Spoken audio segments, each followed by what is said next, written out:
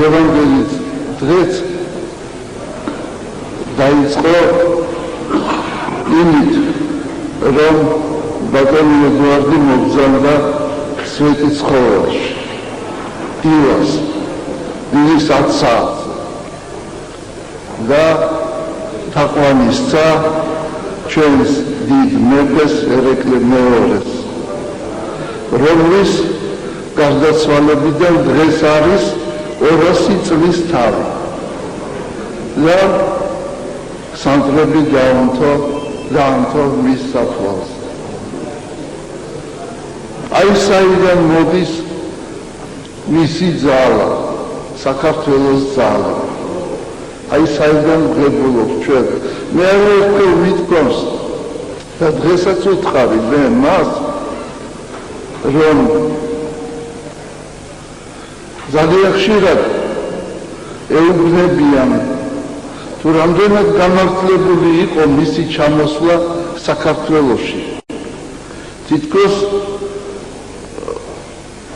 საგარეო საქმეთა მინისტრად ყოფნა ეს იყო მისი წვერვალი, მისი აპოგეა, ასეთი მისი ცხოვრების და მისი მოღვაწეობის.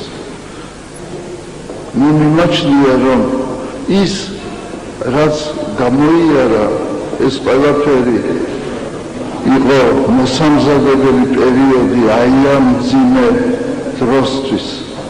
ის უნდა ჩასდგებოდა საქართველოს აი ამ ურთულეს პერიოდში და მე მithქვამს და დღესაც ვუთხარი, რომ ის რომ არ ჩამოსულიყო საქართველოში, ჯერ ერთი წარმოუდგენელი იყო თუ რა მოხდებოდა საქართველოში და ქართველი ხალხი არ აპატიებდა მას ამ ჩამოსვლელობას. მე მინდა გითხრათ, რომ ქართველი ხალხი უმაგური არ იქნება.